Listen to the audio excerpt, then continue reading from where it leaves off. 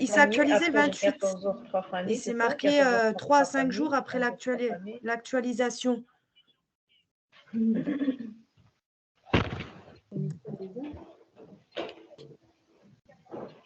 Ouais, mais c'est ce que je lui ai dit. Hein. C'est ce que je lui ai dit. Voilà. Donc, Ok, bah, je vais dire famille. Merci. Ok. Merci beaucoup, Sandra. Ok, je vous remercie. Au revoir. Так, значит, начинаем. Bah, elle n'a pas l'air d'être trop aimable, celle-là. Bah, j'ai appelé parce que la Roselyne, à Pôle emploi, on n'arrive jamais à la voir. Du coup, j'avais Martin Mélanie, c'est elle qui m'a raccroché au nez déjà. Voilà. Là, ben. Hop. Bah, ah oui, bah, je vais couper le son moi sinon. Non, Vas-y, mets le son et. On va juste remettre le son. Donc, on va le mettre un petit peu moins fort et on va y aller. Donc bonjour tout le monde, est-ce que vous nous voyez? Ah ouais! Bonjour à tous. Trop bien. Hop, on va juste faire un petit réglage pour vous entendre et que vous nous entendiez bien. Hop et hop. Donc, on va juste vérifier que tout le monde est là. On va se lancer.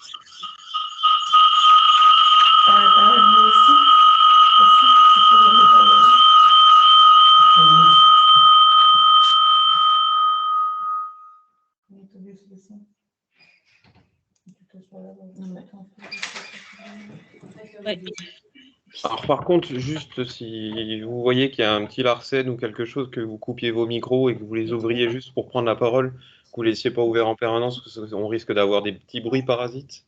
Et bon, ça risque de faire mal aux oreilles à certaines, surtout si certaines personnes ont des casques. Voilà. Donc, il y a encore une personne qu'on fait rentrer, c'est parfait. Vous voyez le diapo qu'on va vous projeter, nous, derrière. Donc, on va débuter et on va commencer par se présenter. Donc, moi, c'est Thomas Brune. Donc, je suis responsable d'unité au service prestation de la Caisse de location familiale à Haute-Marne. Et je suis accompagné de Myriam Aubry-Després. Je suis conseillère sociale au département Action sociale. Voilà. Donc, vous aurez aujourd'hui un petit duo, en fait, prestation et action sociale. C'est ce qui va correspondre à peu près à notre présentation aussi, qui va s'afficher juste derrière sur la télé.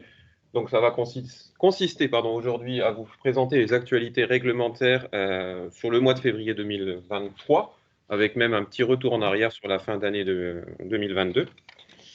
Et ensuite, on fera un focus beaucoup plus particulier sur l'accompagnement des familles lors d'une naissance. Donc, vous allez voir, il va y avoir tout le côté un peu présentation générale que vous connaissez peut-être déjà. Il y a encore plus de détails, surtout sur toute la branche action sociale qui sera présentée par ma collègue et qui vous sera peut-être encore plus enrichissante, je constate qu'on a plus des partenaires aujourd'hui qui sont plus peut-être orientés sur de l'action sociale et sur de l'enfance. Donc, ça sera parfait pour l'ordre du jour.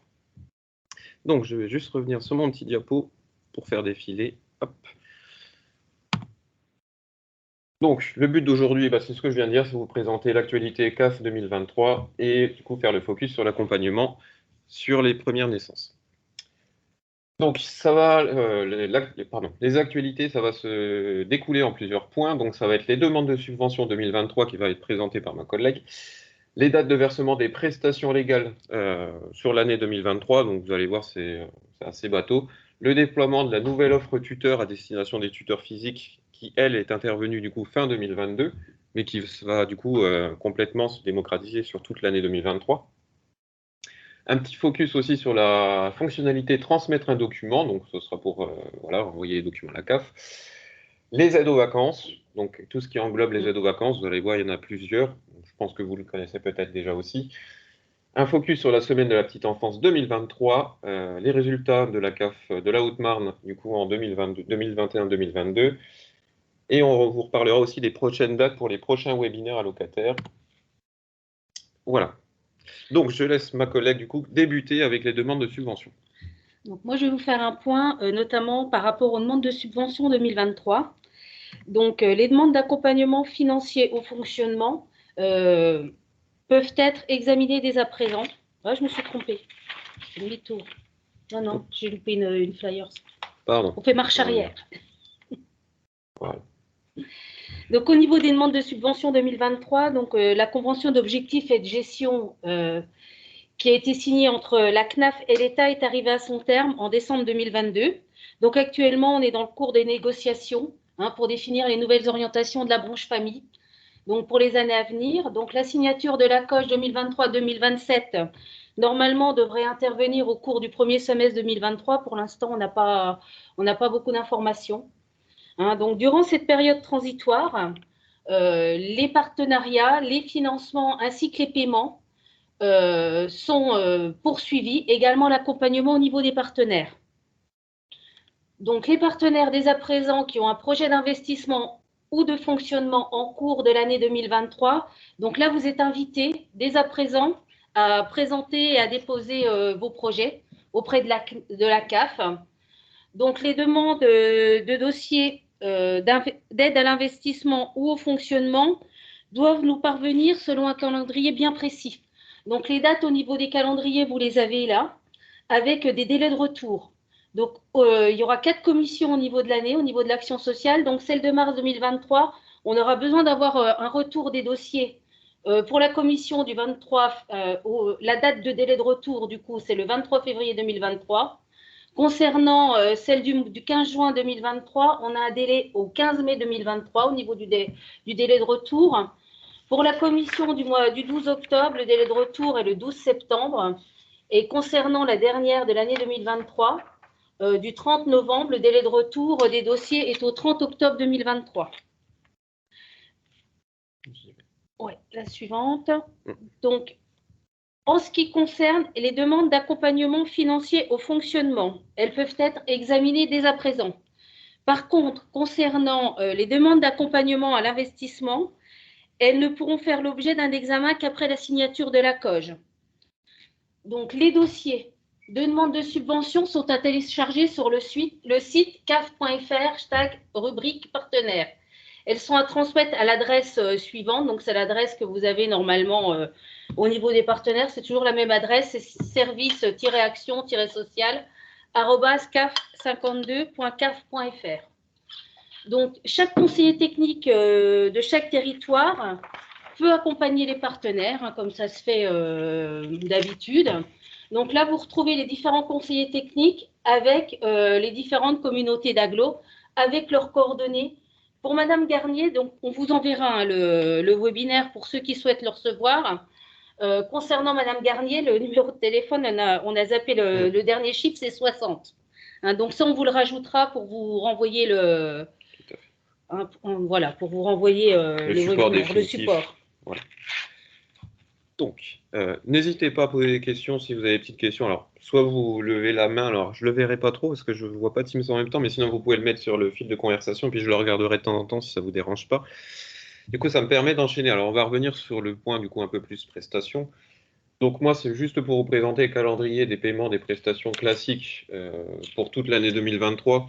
Bon, je ne vais pas toutes les passer en revue parce qu'il n'y a rien de spécial, hein. C'est juste à vous dire que soit le paiement se fera habituellement le 5 ou le jour ouvré le plus proche, donc ça peut être le 5, le 4 ou le 6 en fonction du coup des jours fériés et aussi les week-ends. Donc ça, c'est pas forcément très intéressant, mais vraiment si vous voulez un focus, il y a certains mois où ça sera le 6 et certains mois ce sera le 5, etc. Donc ça ne change pas, on ne change pas nos dates de versement par rapport aux autres années. Je vais par contre aborder du coup moi l'offre tuteur. C'est une nouvelle offre qui est destinée du coup aux tuteurs physiques. Donc elle n'est pas encore mise en place pour tout ce qui va être du coup organisme de tutelle morale comme l'UDAF, comme la PAGE ou autre. Donc ça permet, si vous voulez, par exemple aux parents qui sont désignés tuteurs de leurs enfants qui sont handicapés, par exemple, d'avoir un accès simplifié. Alors, ce nouveau dispositif a été mis en place à partir du coup de fin décembre 2022. Il va permettre du coup nous de garantir l'accès au droit à la personne faisant l'objet d'une mesure de protection et surtout aux tuteurs physiques de pouvoir suivre plus facilement du coup le dossier de leur protégé. Alors, juste pour faire un petit retour en arrière et puis pour vous faire un peu le distinguo de ce qui est à présent. Alors, auparavant, les tuteurs physiques avaient un espace partenaire, un peu comme tous les partenaires, pour pouvoir gérer le compte de leurs protégés. On ne va pas se cacher qu'il n'était pas forcément très adéquat et pas forcément très, très disponible pour les personnes qui voulaient faire les démarches, et même beaucoup de personnes qui ne savaient pas que ça existait. Donc, ce qui a été fait, ce qui a été refondu en fait maintenant sur le CAF.fr, c'est qu'ils ont la possibilité, eux, du coup, de créer leur espace. Donc là, on vous a mis une toute petite copie d'écran, mais bon, on leur passera. C'est pour leur indiquer que maintenant, ils peuvent se connecter via l'espace Mon Compte. Alors, soit ils sont déjà locataires à titre personnel, soit... Alors, attendez, juste une petite personne à faire rentrer, je pense. Hop, on va faire rentrer fil. Voilà, et je reviens tout de suite sur mon diapo. Donc voilà, soit du coup la personne est déjà locataire, soit elle n'est pas locataire. Donc si elle n'est pas locataire, elle aura besoin de créer son compte. Si elle est déjà locataire, en fait, elle peut switcher entre son compte allocataire et son compte tuteur. Ça va se matérialiser en fait par un nouvel espace où elle peut du coup piloter tout le tableau de bord de son protégé. Alors, ce qu'on va revoir dans les points juste après.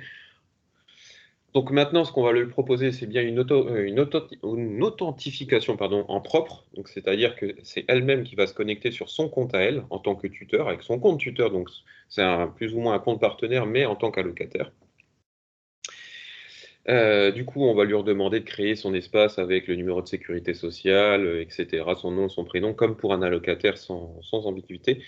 Et à la fin de la création, son protégé sera rapatrié automatiquement du coup sur son dossier de tuteur. Donc ça se fait vraiment purement et simplement côté CAF, puisque comme la personne est déjà rattachée du coup à son tuteur, le lien se fait automatiquement. Donc ça permet, nous derrière, un accès simplifié au dossier des protégés, ce qui veut dire en fait que le tuteur, quand il va se connecter sur son compte, il aura du coup une vision du dernier paiement, une vision, en fait la même vision que l'allocataire, il peut avoir sans être sous mesure de protection, ce qui lui permet du coup lui-même de faire des démarches directement auprès de la CAF. Alors pour l'instant, il a accès à des démarches, mais il peut uniquement soit télécharger les documents de demande, soit réaliser les simulations. Par contre, il peut directement sur son espace CAF.fr faire les déclarations trimestrielles AH, faire les déclarations trimestrielles prime d'activité, ou nous transmettre un document via cet espace-là. Donc ça permet aussi du coup une meilleure traçabilité des actions réalisées par le tuteur, puisqu'à chaque intervention, il sera notifié soit par un mail, soit par un SMS de la démarche qu'il vient de réaliser. Donc en clair, c'est pour lui simplifier, unifier à la fois le compte allocataire et le compte tuteur, et surtout lui simplifier du coup la consultation, on va dire, du dossier de son protégé.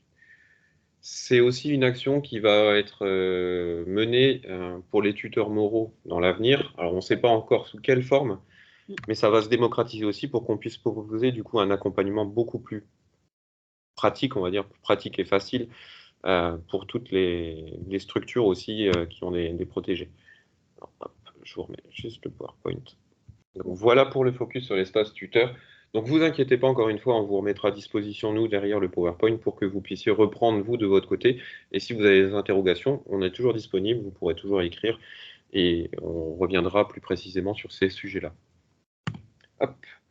Donc, le deuxième petit focus que je voulais faire, c'est sur la fonctionnalité transmettre un document. Donc, je ne sais pas si vous la connaissez déjà, si vous avez déjà accompagné un locataire qui doit transmettre un document à la CAF, vous l'avez sûrement déjà vu.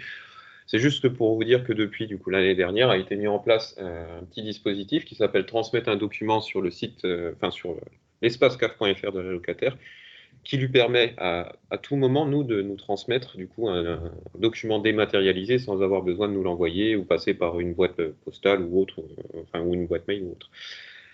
Donc, il peut utiliser cette fonctionnalité du coup dans la rubrique Suivre mes démarches, onglet à transmettre, si c'est une demande de justificatif qui émane de la CAF. Par exemple, nous, on réclame un bulletin de salaire. La personne aura la possibilité de se rendre à cet espace-là, du coup, sur son compte CAF.fr pour joindre le document. Donc, c'est facile. C'est comme pour tous les sites. Il a juste, du coup, à cliquer sur Parcourir, aller chercher le document, valider. On lui donne un aperçu du document qu'il va nous transmettre et ça arrive directement, nous, dans nos bons de travail. Comme ça, il n'y a pas de délai, on va dire, de transmission. Il a également la possibilité de le transmettre aussi à tout moment. S'il estime, par exemple, qu'on aura besoin de ce document-là pour le mois prochain ou qu'il veut déjà faire la démarche sans nous avoir consulté, la locataire a la possibilité à tout moment de nous transmettre un document pour qu'on puisse l'ajouter sur son dossier et le prendre en compte. Ça peut être, par exemple, un changement de situation ou quelque chose dont on n'a pas encore la connaissance, mais que lui tient à nous signaler. Et dans ce cas-là, il peut utiliser la fonctionnalité transmettre un document. Donc, cette fonctionnalité est disponible sur son espace caf.fr, mais aussi du coup sur l'application caf.fr, enfin mon compte caf.fr, qui est encore plus simplifié puisqu'il y a directement le petit onglet à transmettre et on peut joindre et répondre directement sur le compte CAF. Voilà, donc ça c'est une fonctionnalité qui est déjà en place, mais on revient dessus parce que en début d'année, on a quand même eu beaucoup de sollicitations via cet outil-là, ce qui nous a malheureusement contraint aussi à limiter le nombre de documents début janvier, puisqu'on avait des multitudes de documents qui nous étaient transmis, on avait réduit à 2 documents maximum. Maintenant, on est revenu à un nombre limité à 7 documents à la fois. Alors, l'allocataire peut le faire en plusieurs fois, hein, ça, il n'y a pas de souci, mais c'est plutôt qu'en une fois, on ne peut pas transmettre un certain nombre de documents. Voilà, pour éviter de surcharger le réseau. Voilà pour ma part, je laisse la parole. Donc là, on va parler de ce qu'on appelle les aides aux vacances au niveau de la CAF. Donc les aides aux vacances 2023, le dispositif du coup est enclenché. Hein, donc il faut savoir qu'en France, 70% des familles avec un revenu modeste renoncent effectivement à partir en vacances. Et de ce fait, les familles qui remplissent les conditions vont recevoir, parce que là, on reçu, mais ce n'est pas encore parti. Hein, normalement, ça devrait partir courant du mois de février, une notification qui va être reçue par mail. Donc, pour connaître le montant de leur aide sur leur espace, donc ça sera disponible à partir de cette année sur mon compte. Donc, les familles qui vont pouvoir bénéficier des aides aux vacances vont recevoir une notification. Donc là, vous avez le modèle de la notification qui va partir courant février. Donc, il faut savoir que 4 565 familles vont pouvoir bénéficier des aides vacances AVF et AVS. Donc, AVF, c'est les aides aux vacances famille. AVS, c'est les aides aux vacances sociales en 2023 dans le département. Et on aura également 4 217 familles qui vont pouvoir bénéficier des aides AVE. Donc, les 4 217 familles, ça représente quand même 8 240 enfants qui pourraient bénéficier d'aides pour partir en colonie de vacances. Donc, sur le site vacaf.org, elles vont pouvoir choisir leur centre de vacances qui calculera le montant de l'aide. Elles vont pouvoir partir soit à la mer, à la montagne, à la campagne, mais elles vont devoir partir dans des villages vacances ou hôtelleries de plein air qui sont labellisés. Hein. Donc, il faut absolument que ce soit des centres de vacances labellisés VACAF pour pouvoir bénéficier de nos aides dans le cadre de VACAF. Voilà. On va enchaîner, du coup, c'est pour toi aussi. Donc, oui. Donc, l'aide aux vacances séjours sociaux. Donc, ça, c'est un dispositif dont les familles n'ont pas forcément connaissance. C'est un dispositif qui est mis à destination des partenaires. Donc, ça, c'est un outil qui va vous permettre d'accompagner les familles au départ en vacances. Bien souvent, c'est un premier, pas bien souvent, c'est un premier départ exclusivement. Et ce sont des... Alors, juste vérifier, je crois que quelqu'un est arrivé encore. Hop. On va accepter la réunion et on va repartir. C'est parti. Voilà, donc la campagne pour VACAF AVS, elle a été lancée, mi-janvier auprès des partenaires concernés. Donc, le travailleur social du département Axe Social qui s'occupe de ce dispositif, c'est Madame Florence Noël. Donc, elle a fait parvenir aux partenaires déjà la campagne et les dossiers d'inscription pour les familles qui peuvent être concernées. Donc, l'objectif de ce dispositif, c'est permettre aux familles de bénéficier d'un accompagnement socio-éducatif dans le cadre de leur départ en vacances. L'aide est versée aux structures familiales de vacances labellisées. Comme je vous ai dit, c'est forcément des séjours avec des lieux de séjour labellisés VACAF. Donc, les conditions d'attribution, il faut résider en Haute-Marne et assumer la charge d'au moins un enfant, avoir un quotient familial inférieur ou égal à 750. Les structures de vacances doivent être labellisées, comme je vous ai dit. Les formules d'hébergement suivantes sont éligibles uniquement dans les locations, les mobil-homes, les bungalows et les campings. Cette année, voilà, on ne prend plus en charge les pensions complètes ou les demi-pensions. Il n'est pas possible non plus de cumuler cette aide avec l'aide de vacances familiales, AVF. Si les familles bénéficient d'AVS, elles ne pourront pas bénéficier d'AVF. On en reparlera juste après des AVF. Voilà. Donc, l'aide s'inscrit dans le cadre d'un accompagnement socio-éducatif. Le montant de l'aide s'élève au maximum à 1 500 € par famille dans la limite des fonds disponibles, avec un taux d'intervention financier de la CAF de 80%, maximum du coût de séjour et une durée maximum de 7 jours.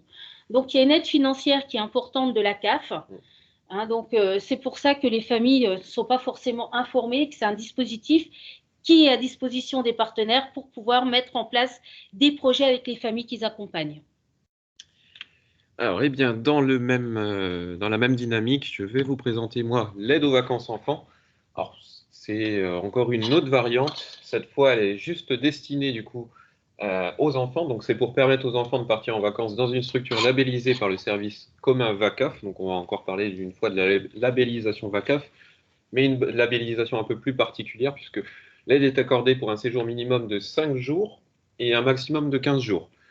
Donc, au sein de toutes les structures labellisées, cette fois VACAF, mais AVE. Donc, c'est vraiment spécifique AVE, puisque là, on n'accueille pas la famille, on accueille l'enfant. Donc, pour les familles avec un quotient, elle est destinée pour les familles avec un quotient familial entre 0 et 600 €. Donc, le plafond de prise en charge s'élève à 35 € par jour, avec un taux d'intervention maximum de la CAF de 80%, donc une prise en charge au maximum de 80% dans la limite des 35 €. Et elle peut être vue jusqu'à 80, la part peut être vue jusqu'à 90% pour les familles monoparentales ou les familles bénéficiaires d'AEH. Donc, pour rappel, l'AEH, c'est pour l'allocation du coup enfant handicapé. Mais on a un petit plafond intermédiaire aussi pour les familles qui ont un quotient cette fois entre 600 et 750 €. Donc le plafond du coup cette fois, enfin la prise en charge cette fois s'élève à un maximum de 25 € par jour. Donc juste avant c'était 35, du 600 à 750 on est à 25 € par jour, avec un taux d'intervention maximum qui diminue beaucoup aussi. Cette fois on est à 65%, mais qui est du coup reporté à 75 pour les familles monoparentales ou les familles du coup, qui bénéficient d'une prestation d'allocation enfant handicapé. Donc les conditions d'attribution, elles vont toujours être un peu plus similaires, on va dire, sauf que là, on rajoute un petit peu des étapes, puisque là, ça va cibler l'enfant directement. Donc encore une fois, c'est résider en Haute-Marne, forcément, avoir un enfant à charge, avoir un quotient familial inférieur à 750 €, donc soit il est inférieur à 600, vous êtes sur le premier palier, soit il est inférieur à 750, mais au-dessus de 600, et vous êtes sur le deuxième palier. L'enfant doit être né entre le 1er janvier 2005 et le 31 décembre 2019, ce qui est important aussi à préciser. L'aide est valable exclusivement pendant les vacances scolaires. Donc les structures de vacances doivent être labellisées VACAF AVE. Donc les formules d'hébergement éligibles sont les suivantes. Donc ça va être la même chose que tout à l'heure. Location mobil-home, bungalow et camping. Sachez que les séjours à l'étranger ne sont pas pris en charge, donc ils ne comptent pas du coup, puisqu'ils ne sont pas labellisés VACAF de toute manière, puisque ce ne sont que des structures basées en France. Il n'est pas possible de cumuler cette aide avec les AVF qu'on va voir juste après, donc l'aide aux vacances familiales. Donc c'est le même principe que l'AVS dont on parlait juste avant. L'aide est subsidiaire à l'aide des collectivités et des associations, forcément, puisqu'on ne va pas cumuler deux aides pour le même montant. Elle intervient après déduction des aides de l'État, communes, collectivités territoriales, CSE et associations. Donc, entre guillemets, en priorité, du coup, toutes les aides. Et enfin, la CAF, du coup, un peu comme un minima social, vient en déduction de toutes ces aides-là. Donc, concernant l'aide aux vacances famille, donc VACAF AVF. Donc, l'objectif de ce dispositif, c'est de permettre aux enfants de partir en vacances dans des structures labellisées par le service commun VACAF. Donc, c'est permettre aux enfants de partir avec les parents. VACAF AVF, c'est vacances familiales.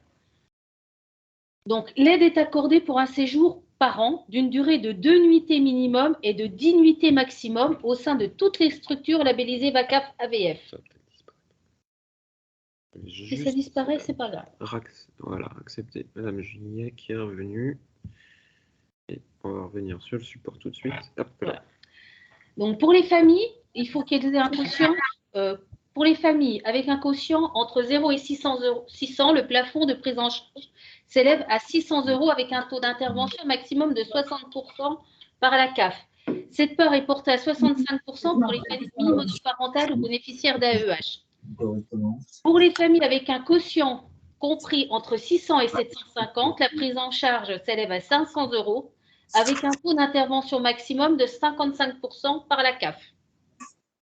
Donc, les conditions d'attribution, donc c'est la même chose que tout à l'heure, hein, c'est résider en Haute-Marne et assurer la charge d'un enfant d'au moins d'un enfant, avoir un quotient familial inférieur ou égal à 750. L'enfant doit être né entre le 1er janvier 2005 et le 31/12/2022. Les structures doivent être obligatoirement labellisées VACAF-AVF. Et en cas de résidence alternée, ça c'est important, l'aide est accordée aux parents rattachés au dossier toute prestation au dossier unique. Hein, donc, c'est-à-dire qu'en cas de garde partagée, si l'enfant part avec l'autre parent et que le dossier n'est pas, voilà, l'enfant ne peut pas, l'autre parent ne peut pas bénéficier de cette aide. Je vais juste couper le micro d'une personne. Ah. Je pensais si vous pouvez juste couper vos micros. Après, si vous voulez prendre la parole, il n'y a pas de souci. Mais juste, voilà, qu'on évite du coup d'entendre des bruits parasites. Nous, ça ne nous dérange pas, mais c'est plus pour du coup pour les autres participants. Voilà, je vous remercie. Voilà ce qu'il en est pour VACAF, AVF, AVS et AVE. Donc, si vous avez des questions, n'hésitez pas à les mettre dans le fil d'actualité ou de lever la main. Prendre la parole directement. Voilà. Parce que je ne vois pas forcément quand vous levez la main, donc si vous voulez prendre la parole, n'hésitez pas à nous interrompre. On est là pour ça, pour vous répondre. Voilà. Donc, au niveau, on va vous faire également une présentation de ce qu'on appelle la Semaine nationale de la petite enfance. Donc, je pense que ça peut intéresser pas mal de personnes et de partenaires là en ligne. Donc, en 2023, la Semaine de la petite enfance va fêter ses 10 ans. Elle va se dérouler du 18 au 25 mars 2023 autour du thème POP, explorer l'extraordinaire dans le quotidien. Donc, c'est pour qui? C'est pour les professionnels, hein, les enfants et les parents. Dans quel contexte? Pour les établissements d'accueil du jeune enfant, les relais petite enfance, les lieux d'accueil enfants-parents, les centres sociaux, la PMI, les lieux culturels et artistiques, les villes, les communautés de communes, les assistants maternels, les gardes d'enfants à domicile. Et l'ambition de cette semaine-là, c'est de favoriser l'éveil artistique et culturel des enfants à partir de 3 mois par le biais d'ateliers conçus à partir de propositions pédagogiques. Permettre d'éclairer les parents sur les enjeux fondamentaux liés aux 1000 premiers jours et les encourager dans leur rôle, et valoriser également le travail des professionnels de la petite enfance. Donc, Madame Rochoux nous a un petit peu complété également cette diaporama en indiquant que la CAF de la Haute-Marne est partenaire avec Agir. Pour la petite enfance, de cette manifestation, les structures inscrites vont recevoir gratuitement la boîte pédagogique pour les aider à mettre en place ces ateliers d'éveil enfants-parents professionnels. Vous pouvez également vous inscrire sur la charte graphique pour communiquer sur leur programme et participer à 2 conférences en direct. L'une sera animée par Malika Doré, qui est illustratrice, et l'autre par Nawal Aboud, qui est docteur en sciences cognitives. Donc, les structures peuvent s'inscrire également à ce qu'on appelle les Giraffe Awards, avec la remise de trophées qui récompense les pédagogies remarquables. En Haute-Marne, il faut savoir que le AJE de Joinville et le relais petite enfance de Langres ont déjà été lauréats des Giraffe Awards. Donc ça, c'est un beau palmarès, je pense. Voilà. Donc, encore une fois, ne vous inquiétez pas, si vous voulez plus d'informations sur ces documents-là, on les passe peut-être un peu brièvement, mais on vous renverra le support. Donc, si vous avez besoin de plus de précision, vous vous souvenez en plus qu'il y avait du coup les contacts en fonction aussi des différents territoires. Voilà, des différents territoires où vous vous situez, si vous avez besoin de prendre du coup attache auprès de ces personnes-là, surtout on va dire pour toute la partie du coup petite enfance, action sociale. Oui, n'hésitez pas à les contacter, elles transmettront de toute façon en qui de droit vos questions. Exactement. Alors, moi je vais revenir sur un petit focus encore une fois sur la cave de la Haute-Marne. Ça va être peut-être le côté un peu plus barbant, parce que là je vais juste vous reparler des chiffres pour retracer du coup l'année qui vient de passer. Donc la Haute-Marne, pour nous, c'est quasiment 31 000 allocataires.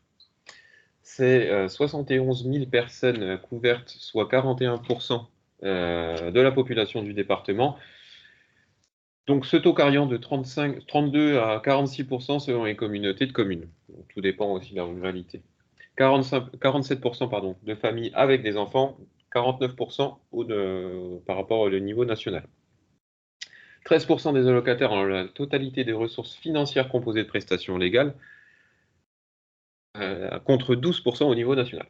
3066 places d'accueil du jeune enfant disponibles dans le département, ce qui est important à souligner. On a quasiment 13 000 foyers au Marnais qui bénéficient d'une aide au logement, ce qui représente 25 382 personnes, soit 15% de la population marnaise. Ensuite, on a plus de 4 000 bénéficiaires du RSA sur le territoire au Marnais. 11 500 personnes bénéficient de la prime d'activité et quasiment 4 300 bénéficiaires d'allocations adultes handicapés.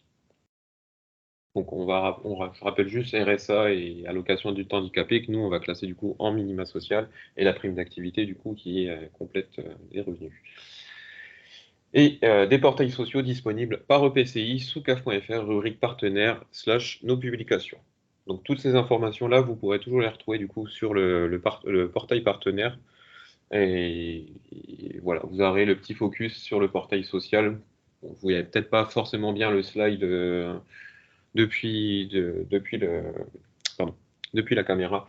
Mais de toute façon, comme je vous dis, on vous renverra le support et ça, vous pouvez le retrouver à tout moment sur le site CAF.fr, espace partenaire.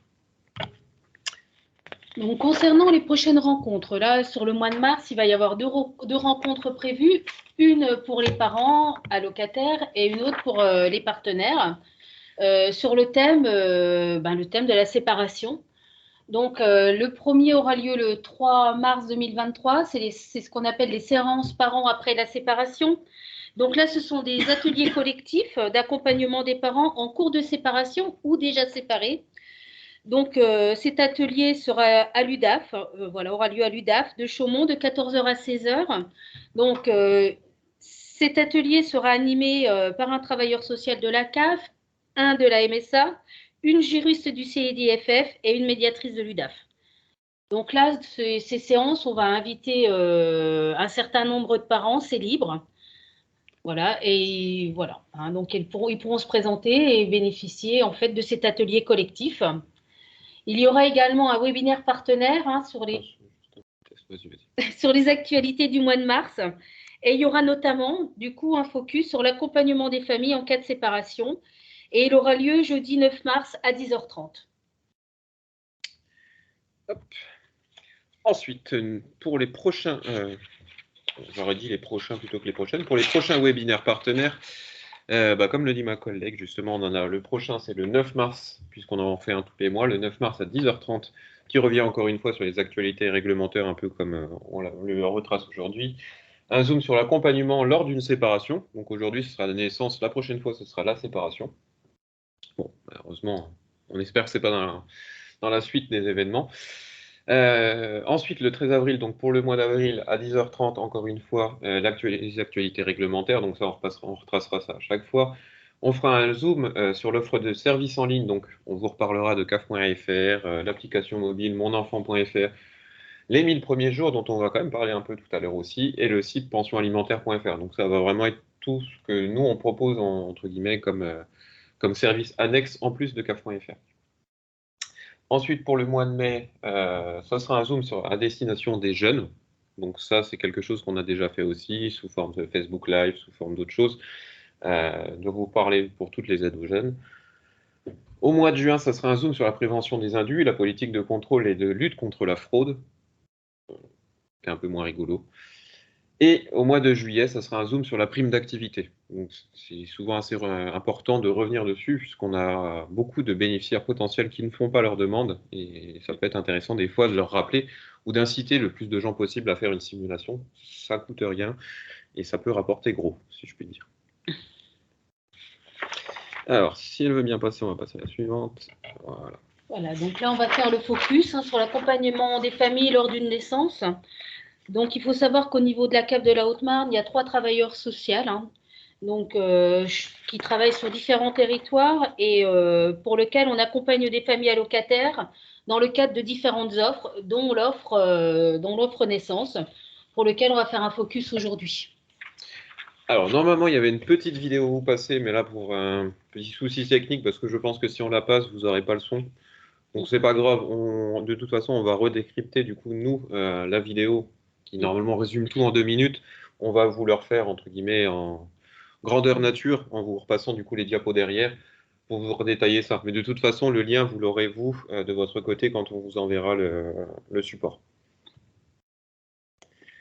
Donc là, on va vous faire un petit point avant de faire le focus sur ce qu'on appelle, il y a un site qui s'appelle mesdroitssociaux.gouv.fr. Donc, ce site, c'est pour les futurs parents qui ont des questions, notamment sur les différents examens médicaux pendant la grossesse, sur les démarches administratives, les différents congés ou autres questions. Ils peuvent retrouver toutes ces informations sur le site mesdroitssociaux.gouv.fr qui permet d'accompagner les familles dans leur grossesse jusqu'aux 3 ans de l'enfant. Donc, ce site est organisé de façon chronologique à compter du 3e mois de grossesse. Il permet en un seul endroit d'accéder à des informations pratiques actualisées régulièrement. Il permet d'avoir des explications sur les démarches à effectuer en fonction de la situation de la famille. Il a également des liens vers des professionnels, des services, la protection maternelle et infantile, la PMI, des spécialistes de l'enfance. Il permet également de rechercher une crèche, une assistante maternelle. Voilà, il permet d'accéder à pas mal de liens. Cet espace, il est organisé autour de 3 rubriques. Donc, les étapes clés du suivi médical du 3e mois de grossesse aux 3 ans de l'enfant, les démarches à effectuer auprès de la CAF, mais aussi de la CEPAM, de Pôle emploi, et il permet également d'avoir des conseils pour simplifier la vie. Et comme vous voyez, en fait, Voilà, si vous voyez bien, voilà, il y a toute une chronologie qui vous dit vos démarches à faire en fonction du terme où vous êtes, enfin, du mois où vous êtes de grossesse pour vous accompagner. Donc ça, c'est un petit outil qui vous renvoie vers tous du coup, les organismes où vous devriez faire une démarche.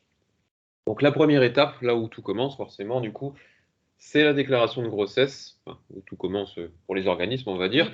C'est la déclaration de grossesse à la CAF. Donc la famille doit déclarer sa grossesse auprès de son médecin ou de la sage-femme ou du gynécologue. Donc pour simplifier toutes les démarches, le praticien peut faire la démarche directement en ligne via la carte vitale. Donc en fait, il fait la déclaration directement au service. Donc la déclaration de grossesse est à effectuer avant la fin des 14 premières semaines. C'est assez important si on veut que tout soit bien pris en compte. Elle constitue le point de départ de la prise en charge des dépenses de santé au titre de la maternité. La CAF accompagne la famille au cours de la grossesse, mais aussi à partir de la naissance de l'enfant grâce au versement de la prestation d'accueil du jeune enfant, qu'on va appeler la PAJE, qui va être un bloc de plusieurs prestations qu'on va vous décliner juste après. Donc 5 prestations proposées et cumulables selon les situations. Donc vous aurez la prime à la naissance, qui est du coup la prime qu'on verse pour les personnes du coup, qui vont accoucher. La prime à l'adoption, qui se substitue à la prime à la naissance si on est dans le cas d'une adoption, excusez-moi. L'allocation de base qui est versée jusqu'aux 3 ans de l'enfant, du coup à partir de la naissance. La prestation partagée d'éducation d'enfant, donc on reviendra dessus juste après. Et le complément libre choix du mode de garde, donc on va appeler nous CMG, donc dont on va refaire un petit focus un petit peu après. Voilà, donc. Pour accompagner les familles dans leur nouvelle vie, la CAF envoie également ce qu'on appelle un livret premier jour. Et la famille peut également avoir accès à un site internet 1000premiersjours.fr qui est également disponible et qui va permettre également aux parents de répondre à un certain nombre de questions dont ils se posent.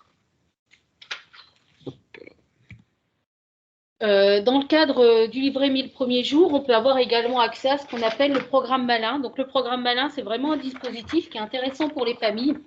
C'est un parcours pour toutes les familles sur l'alimentation du bébé et du jeune enfant, mais aussi sur les écrans, le sommeil. Dès la grossesse, il peut y avoir des recettes, des conseils, des astuces qui sont envoyés tous les mois aux parents qui sont inscrits sur ce site.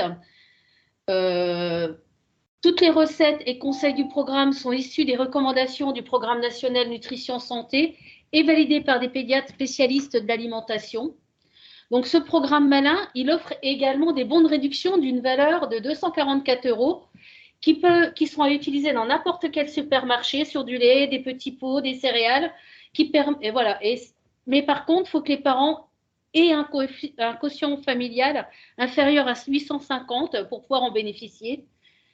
Il suffit de s'inscrire en ligne, de fournir le scan ou la photo du justificatif du quotient CAF et les courriers qui contiennent des bons de réduction sont envoyés tous les 3 mois au domicile des familles inscrites entre le 6e et le 21e mois de l'enfant.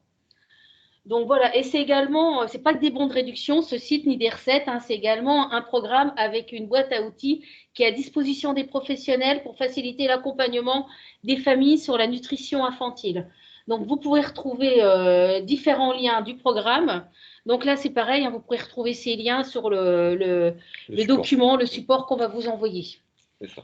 Donc je pense que vous aurez plus d'informations du coup directement sur le site programme, enfin sur le programmemalin.com. Parce que là, nous, on vous fait la présentation côté CAF, mais forcément, on n'a pas tout le dispositif, puisque nous, au final, notre accompagnement, c'est surtout fournir du coup l'attestation de quotient familial pour permettre de bénéficier de cette offre-là. Mais c'est vrai que ce site-là, il est vraiment très intéressant, surtout dans le cadre actuel avec l'inflation qu'on subit et les familles qui ont peu de revenus, ça leur permet également de pouvoir bénéficier d'alimentation de qualité pour les enfants à moindre coût. C'est ça. Donc c'est vraiment un programme qui est vraiment très intéressant et nous et méconnu, je pense. Et méconnu. Voilà, c'est assez neuf et ça se démocratise et il vaut mieux en parler. Donc après, on avait encore une petite vidéo. Alors pour vous parler de la page, de la prestation d'accueil du jeune enfant, j'ai pas besoin de vous la diffuser puisque mes slides juste après, c'est toutes les prestations qui concernent la page. Donc vous aurez le récapitulatif dans la petite vidéo si vous n'avez pas envie de suivre ce que je vais vous dire, mais c'est pas grave. Je vais commencer du coup par la prime de naissance. Donc la prime de naissance, si vous ne le savez pas, elle est versée au 7e mois de grossesse. Elle permet de faire face aux premières dépenses liées à l'arrivée de l'enfant. Donc souvent pour acheter du coup les premiers besoins de nécessité, que ce soit pour accueillir du coup la naissance, etc., les couches. Donc elle est soumise à condition de ressources. Son montant est de 1 003,95 €. Donc son montant a été réévalué comme toutes les prestations à partir du 1er janvier 2023. La demande, elle s'effectue directement sur caf.fr, hein, elle n'est pas compliquée, elle a juste besoin soit de créer un espace caf.fr et de déclarer une naissance. Donc ça peut être la toute première prestation à demander. Soit la personne est déjà locataire, elle a juste du coup à déclarer un changement, déclarer une grossesse. Donc ça se fait tout seul. Et nous, à partir du moment où on a déjà la déclaration de grossesse ou quelque chose qui nous a été transmis soit par la CPAM, soit par le praticien, du coup, nous, on met en paiement automatiquement, enfin, on étudie automatiquement cette prime de naissance. La prime à l'adoption, du coup, qui est un peu plus rare, puisqu'on est plus sur des cas de naissance que d'adoption, mais on en a quand même. Donc, elle est étudiée au cours du mois d'arrivée au foyer de l'enfant ou du mois d'adoption si l'arrivée au foyer est antérieure. Donc, elle est soumise aussi à condition de ressources, un peu comme la prime de naissance. Par contre, son montant n'est pas le même. Il est 2 fois supérieur. Donc, c'est comme si vous attendiez des jumeaux. Il équivaut en fait à 2 fois la prime de naissance, soit 2007,91 €. Pourquoi? Parce qu'on estime forcément que les frais du coup liés à l'adoption sont beaucoup plus conséquents. Je pense que tout le monde en a conscience. Donc cette demande s'effectue également sur caf.fr. On vous demandera un certain nombre de justificatifs, que ce soit la transmission du jugement pour l'adoption plénière, etc. Donc c'est aussi simple que la précédente. Ensuite, va en découler l'allocation de base, donc versée mensuellement à compter du mois suivant la naissance de l'enfant et jusqu'au 3e mois, jusqu'au mois précédant le 3e anniversaire de l'enfant. Donc, comme la prime de naissance est comme c'est exactement le même barème, elle est soumise à condition de ressources. Donc, son montant peut être versé à taux plein de 182 € ou à taux partiel de 91,01 €. Donc, à savoir en fait qu'on a, on a un barème intermédiaire qui nous permet quand même de verser un petit taux partiel avant qu'on ait suppression complètement de l'allocation. Donc elle est révisée chaque année au mois de janvier ou à chaque changement de situation. Donc chaque année, parce que pour chaque année on change de barème et on change du coup de ressources prises en compte et chaque changement de situation, puisque nous, chaque changement doit nous être signalé, puisque si vous êtes au chômage du jour au lendemain ou autre, on reverra votre situation du coup en fonction de la situation professionnelle actuelle. Le seul préalable, c'est d'avoir déclaré la naissance de l'enfant sur le site caf.fr. Donc ça, c'est pareil. Une fois que la déclaration de grossesse a bien été déclarée, vous avez juste à déclarer un changement et une naissance. Et c'est pris automatiquement sur le compte caf.fr. Et ça nous est transmis pour enregistrement. Ensuite, peut arriver la prestation partagée d'éducation de l'enfant, donc qu'on va appeler le prépar ou comme beaucoup l'appellent le congé parental. C'est comme ça qu'on l'entend le plus souvent. Mais pour nous, ça va être la prépare. Ça correspond à une cessation totale ou partielle d'activité. Donc pour le premier enfant, on va avoir un temps limité par rapport au suivant. Donc, pour un couple, c'est 6 mois par parent, dans la limite du mois précédent les 1 an de l'enfant. En clair, les deux parents y ont le droit, mais ils ont le droit à un droit maximum à 6 mois, et il faut que l'enfant ait moins de 1 an. Donc, pour une famille monoparentale, par contre, cette personne-là a droit aux 12 mois. En fait, elle cumule les 2 mois des deux parents jusqu'au mois précédent le premier anniversaire de l'enfant. Les conditions sont simples. C'est uniquement de justifier de 8 trimestres de cotisation vieillesse dans les 2 dernières années. Donc, on va lui demander l'année de naissance plus les 2 années précédentes. Donc, on va juste lui demander, en fait, quasiment d'avoir travaillé à temps plein sur les 2 dernières années. Ses montants, en fonction de la formule choisie, ça sera 422,21 € pour une cessation d'activité totale, 272,94 € pour une cessation de 50 à 99% au final. Et par contre, pour une réduction de 51 à 80%, enfin pour une réduction d'activité de 51 à 80%, ce sera un montant de 157 €. Généralement, les personnes se mettent plus à 80%, on va à la limite du barème, à 80% pour bénéficier du petit complément de 157,44 €. Donc le formulaire de demande est à télécharger sur caf.fr, et à compléter et à nous retourner dès que possible. Donc dès que possible, à partir du mois en fait, de cessation d'activité, parce qu'on a beaucoup d'allocataires qui nous l'envoient 2 ou 3 mois avant. Malheureusement, nous, on ne peut pas l'enregistrer. Il faut que la situation soit effective, sinon on est amené à retourner aux allocataires. Et enfin, pour terminer, le complément libre choix de mode de garde, qui est un peu plus chargé dans les explications. Donc c'est ce qu'on va appeler, nous, le CMG, puisqu'il se décline en plusieurs variantes, mais avec les mêmes prérequis, qui est par exemple d'avoir un enfant à charge de moins de 6 ans. Donc vous verrez qu'on a un barème de 0 à 3 ans et on a un barème de 3 à 6 ans, qui est plus important de 0 à 3 ans et qui est de moitié de 3 à 6 ans. Donc vous avez la possibilité du coup d'employer une assistante maternelle agréée ou une garde d'enfants à domicile. Et dans ce cas-là, la CAF prend en charge une partie de la rémunération de l'employé selon l'âge de l'enfant et les ressources dans la limite de 85% du salaire. Il faut savoir qu'il y aura toujours 15% à charge de l'allocataire. Donc 100% des charges patronales sont prises en charge pour une assistante maternelle par la CAF, et 50% des charges patronales sont prises en charge par la CAF pour une garde à domicile. Les démarches sont assez simples, puisque c'est toujours pour la même chose pour les autres prestations. C'est une demande à faire, et cette fois, elle peut être faite de manière dématérialisée sur notre site caf.fr.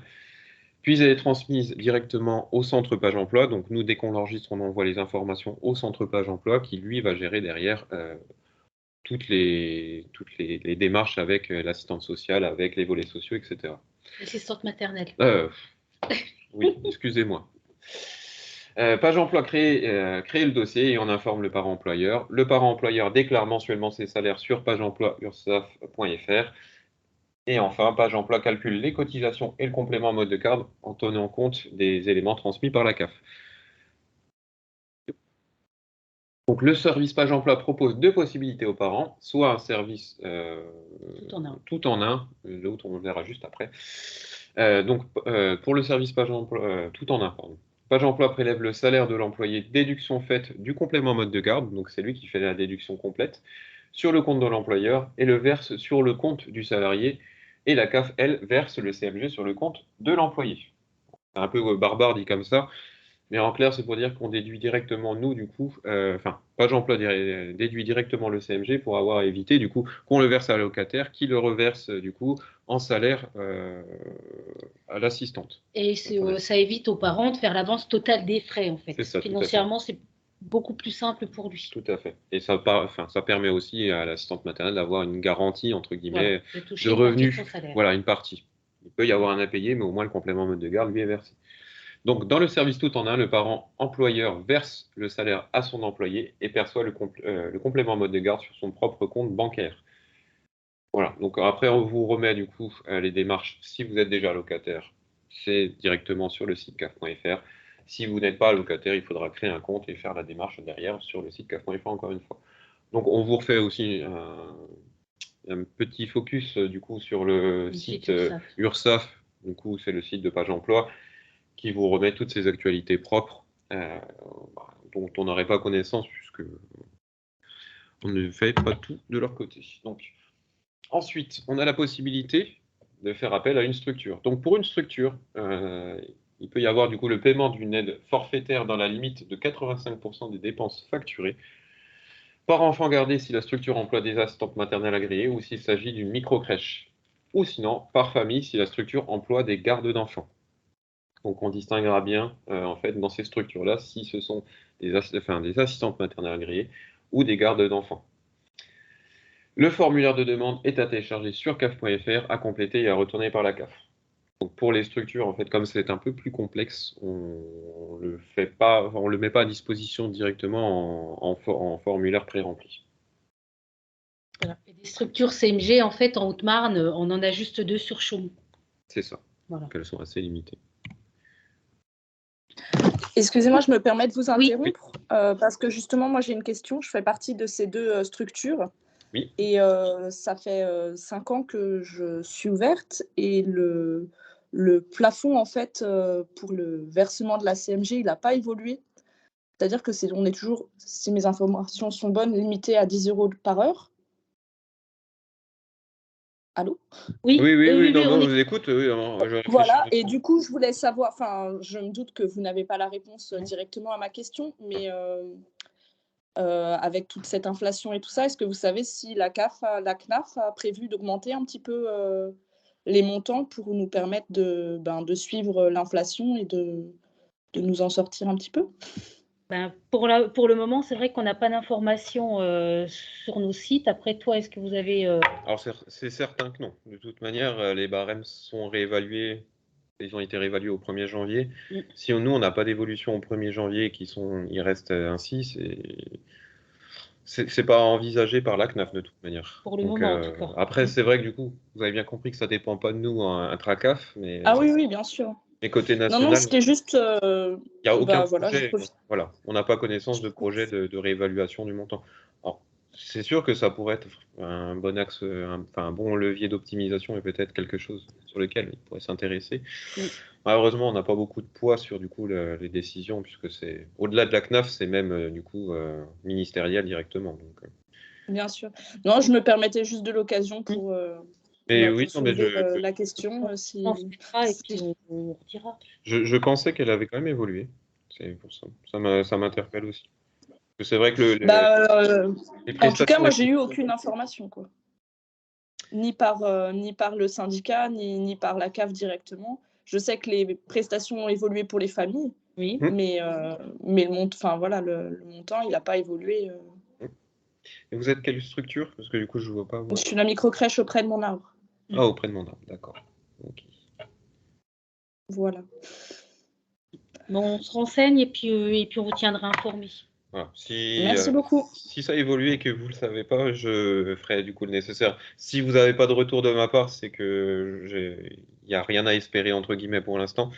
Et sinon, oui, je vais regarder. En tout cas, dans les 2 ou 3 dernières années, ça m'étonnait qu'il n'y ait pas d'évolution, donc je vais vérifier quand même. Mais bon, voilà. Des fois, il y a des oubliés, des fois, et malheureusement, voilà. De rien, votre service. Donc, on va passer du coup à la PSU. Donc la PSU, c'est l'aide qui est octroyée par les CAF. On soutient financièrement en fait les établissements d'accueil du jeunes enfants, les crèches notamment, par le biais d'un versement direct aux structures appelé la prestation de service. Donc ça concerne les enfants de 0 à 5 ans. Donc c'est une aide au fonctionnement de 66% qui est versée pour diminuer le reste à charge des familles, avec la mise en place d'un tarif modulé en fonction des ressources des parents. Donc, au niveau du département, on dénombre 29 établissements d'accueil de jeunes enfants qui en bénéficient. Donc, pour retrouver les différents établissements, c'est pas compliqué, on les retrouve sur notre site monenfant.fr, mais ils sont répartis sur tout le département. Là. Alors, je reprends ça, je ne sais plus où on en est. C'est à moi. C'est à moi, c'est les travailleurs sociaux. Donc, au niveau de la CAF, on a les travailleurs sociaux, on a différentes offres, comme je vous ai dit au tout début du focus. Donc, on a l'offre, on peut accompagner les familles dans le cadre de rendez-vous personnalisés, notamment dans le cadre des premières naissances. Donc, l'objectif est d'informer les parents, les futurs parents sur leurs droits potentiels, mais également sur les institutions qui gravitent autour de l'arrivée d'un enfant. Donc, en complément de l'étude des droits CAF, on présente lors de ces rendez-vous les différents services auxquels les familles peuvent s'adresser pour une meilleure prise en charge de leur grossesse et de l'arrivée de leur enfant. Donc, on essaye de voir un petit peu avec eux tout ce qui est démarches administratives, caf.fr, amélie.fr, l'état civil, la reconnaissance par anticipation. Au niveau de la CEPAM, on essaye de voir avec eux si, voilà, s'ils sont à jour, notamment pour les mamans par rapport à leur congé maternité, si elles ont déjà reçu ou pas leur date de congé mat, ou si le dossier n'est pas à jour auprès de la CEPAM, on les oriente directement. Et on explique un petit peu ce qu'est le congé paternité. La PMI, on explique ce qu'est la PMI, les sages-femmes, les péricultrices. On les oriente sur le site monenfant.fr pour tout ce qui est différents modes de garde. On oriente bien souvent les futures mamans vers le relais petite enfance. On leur explique lorsqu'il y a des grossesses un petit peu compliquées, qu'elles peuvent bénéficier également d'aide à domicile. Et on leur parle des lieux d'accueil enfants-parents. Donc sur le département, on en a 2, mais voilà, on va le voir sur les diapos suivantes. En tout cas, il faut savoir qu'au niveau de la CAF, les conseillères sociales, on a une adresse mail qui est celle-ci. Les parents peuvent prendre directement rendez-vous avec nous. Donc, si vous, partenaires, vous avez des parents qui se posent des questions et qui ont besoin d'un accompagnement social, n'hésitez pas à leur donner notre adresse conseillère. Je ne sais pas si on… Oui, ne vous inquiétez pas, vous la Voilà. voyez peut-être pas bien là, mais sur le slide, elle y est parfaitement, donc vous pourrez la copier. Vous pouvez la copier, n'hésitez pas à dire aux parents qu'ils peuvent nous contacter par le biais de cette adresse et nous, on les recontactera en fonction de nos secteurs d'activité. C'est ça. Elle n'est pas réservée aux partenaires, elle est pour un partenaire allocataire. C'est ça. Bon, pas trop non plus, mais, mais autant que nécessaire quand même. Donc là, on va faire un point sur le site monenfant.fr. C'est vraiment un site qui est vraiment très utile et très pratique, autant pour les parents que pour les partenaires. Voilà, donc on va passer plusieurs diapositives pour refaire un petit point sur ce site. Il veut pas. Il veut pas. Voilà, si. Donc ce site permet de rechercher une place en crèche, permet de retrouver des assistantes maternelles, de permettre également pour les plus grands de trouver un centre de loisirs, de connaître les différentes aides de la CAF. Et ce qui pourra rester à la charge des familles, on a également des simulateurs. Et il permet également d'informer les familles sur l'enfance. Donc, le portail monenfant.fr propose un accompagnement parents professionnel de la petite enfance, de la jeunesse, de la parentalité. Il est gratuit et il adapte également des informations et il nous permet d'aller sur des services en ligne. Donc, mon enfant, ce qui est vraiment pratique pour les familles, c'est qu'il géolocalise en fait les différentes structures près du lieu de domicile des familles. Mais nous, c'est vrai que bien souvent, les familles, elles nous disent c'est pas trop forcément près de mon lieu de domicile que je cherche, mais peut-être également sur mon trajet pour aller au travail. Donc, il est vraiment très fonctionnel. On a un petit curseur là, qui nous permet d'être très à proximité du lieu de la famille, ou alors on peut s'éloigner de l'adresse voulue pour pouvoir permettre de retrouver soit une crèche, une assistante maternelle, les MAM, les maisons d'assistante maternelle, les relais petite enfance, les services de garde à domicile. Il est vraiment très, très facile d'accès. C'est vraiment un couteau suisse. Franchement, il est vraiment…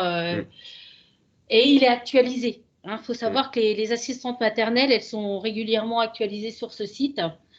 Donc, il permet également des outils de simulation, d'effectuer des simulations pour estimer le reste à charge, d'estimer le montant de la prestation du CMG.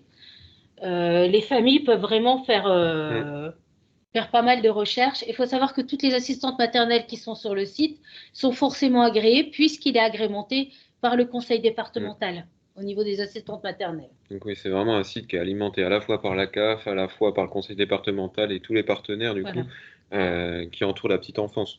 Voilà. Donc dans tout ce qu'on vous parle à chaque fois de la petite enfance ou de l'accueil d'un enfant ou autre, monenfant.fr résume toujours tout. Il y a toujours une porte d'accès en fait sur tous les sites et tous les partenaires. Voilà, et il faut savoir aussi que les assistantes maternelles, elles peuvent également, elles, mettre leur disponibilité. Elles ont la main maintenant sur le site et c'est vraiment, elles peuvent l'agrémenter et dire si elles ont des places disponibles, pas disponibles. Donc, il faut vraiment qu'elles le prennent à bras-le-corps, les assistantes maternelles, pour le mettre à jour régulièrement. Donc, on peut également retrouver des informations sur les différents modes d'accueil. Donc, ça permet aussi aux parents désireux d'un accompagnement personnalisé dans leur recherche de solliciter un rendez-vous auprès d'un lieu d'information de la petite enfance pour être accompagnés dans leur démarche. Voilà. Puis vous voyez, enfin vous verrez sur le petit diapo, vous avez même un petit test d'éligibilité pour savoir Voilà. si vous avez le droit en fonction de votre lieu de résidence, en fonction de votre situation. Et voilà.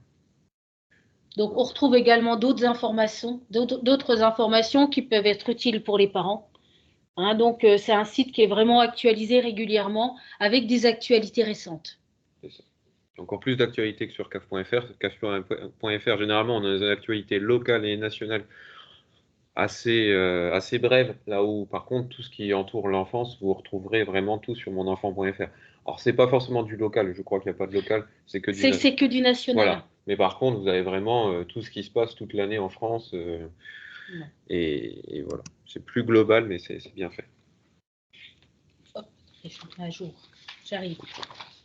Donc, au niveau de notre accompagnement, voilà, on essaye de voir un petit peu également, on explique aux parents les différents modes de garde, hein, la différence entre l'individuel, le collectif, les avantages, les inconvénients des uns et des autres. Donc, au niveau des assistantes maternelles agréées, elles peuvent exercer leur profession dans différents endroits, à leur domicile, en crèche familiale ou en maison d'assistante maternelle. Donc, en crèche familiale, on n'en a qu'une en Haute-Marne qui s'appelle les Rafalous. Elle est à la BA 113. C'est uniquement réservé pour les militaires en fait de la BA 113. Au niveau des maisons d'assistantes maternelles, nous en avons 12 en Haute-Marne. Normalement, j'avais récupéré les chiffres du nombre des assistantes maternelles. J'ai un peu de retard sur mon. Pas de souci. Sur mon. Voilà. J'ai mon pense-bête. Donc, en Haute-Marne, au niveau des assistantes maternelles, au 31 décembre 2022, on a dénombré 1058 sur tout le département. Donc, c'est pas mal. Au niveau des crèches et des micro-crèches et haltes-garderies, on en dénombre sur le département 31, dont 2, du coup, qui bénéficient de la CMG et, comme j'ai dit tout à l'heure, 29 qui bénéficient de la PSU.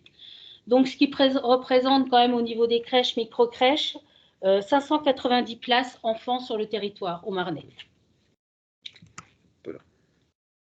Allez, bon courage. Donc, le relais petite enfance. Donc, le relais petite enfance, on explique aux parents ce que c'est qu'un relais petite enfance.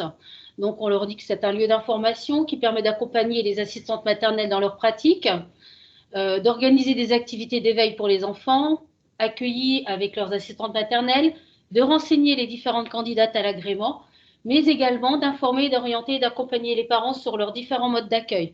Donc, c'est vrai que pour les parents, c'est vraiment aussi un lieu ressource pour vous leur expliquer également tout ce qui concerne le contrat de travail, la mensualisation des assistantes maternelles. Ils deviennent parents employeurs et pour eux, des fois, ça les effraie vraiment beaucoup. Donc, c'est vrai qu'on les oriente beaucoup auprès des relais petite enfance, qui est vraiment quelque chose d'important et un relais important pour eux. Donc, en Haute-Marne, on en décompte 17. Donc, on explique également aux parents qu'ils peuvent bénéficier d'un accompagnement à domicile. Donc, pour ce faire, l'accompagnement à domicile, la finalité est d'apporter aux familles fragilisées par un événement ponctuel une aide matérielle ou une aide éducative. On a 2 associations en Haute-Marne qui sont la MFD et la MAF, qui mettent à disposition des techniciens en intervention sociale et familiale, des TISF, ou des auxiliaires familiales pour soutenir la cellule familiale, comme dans le cadre de la naissance, durant la grossesse suite à la naissance. En Haute-Marne, on peut faire appel à ces 2 associations et le coût d'intervention est calculé en fonction du quotient familial de la famille. Donc, c'est vrai que les familles, on les oriente directement auprès des 2 associations et les associations, on leur explique exactement si elles peuvent bénéficier ou pas d'aide et elles voient avec eux le coût en fonction du quotient familial de la famille. On a également 2 lieux d'accueil parents-enfants, c'est des LAEP. Donc, ces LAEP, ce sont des espaces conviviaux qui accueillent de manière libre et sans inscription 2 jeunes enfants avec leurs parents âgés de moins de 6 ans. C'est leurs parents ou un adulte référent, ça peut être l'oncle, la tante, les grands-parents. Les objectifs de ces LAEP, c'est de partager un temps d'échange et de jeu avec les enfants dans un espace adapté. C'est un espace qui permet des rencontres conviviales entre parents et enfants et ça facilite l'accueil de votre enfant, notamment chez l'assistante maternelle, la crèche, l'école. Donc, il faut savoir que la Mandarine, elle a fêté ses 30 ans. Elle est située à Chaumont. Ils ont fêté leurs 30 ans, si je ne me trompe pas, en 2021. Et on a une toute jeune sur Langres qui s'appelle l'Espace Parenthèse, qui est ouverte depuis 2019. Voilà. Donc, nous sommes arrivés du coup au terme de ce petit webinaire partenaire. On vous enverra du coup le diapo qu'on vient de passer derrière. Alors, je suis conscient que vous n'avez pas forcément les images trop nettes non plus en fonction du support sur lequel vous suivez aussi. À la fin du support, vous aurez juste un petit QR code à scanner pour remplir une enquête de satisfaction. Donc forcément, ça nous aide beaucoup si vous voulez le compléter. Après, c'est jamais une obligation, hein, surtout que c'est pas un lien direct, ça va être un QR code. Donc si vous n'avez pas la possibilité, je ne vous en voudrais pas. Mais ça nous aidera beaucoup pour améliorer la qualité des prochains webinaires qu'on pourrait vous dispenser. Et voilà. Donc, je vais juste reprendre, du coup... Il y a des questions? S'il y avait des questions, oui, bah du coup, c'est Madame Marshall, on l'a entendu tout à l'heure, puisque vous l'avez écrit, bon, comme ça, je pourrais me servir de l'argumentaire que vous avez écrit pour refaire mes recherches aussi. Si par contre, quelqu'un d'autre veut prendre la parole, ou si vous avez des questions, nous sommes à votre disposition. On va laisser 2 petites minutes, le temps que tout le monde réactive son micro si besoin ou non. Sinon, bah, on mettra fin à ce webinaire si tout s'est bien passé avec vous.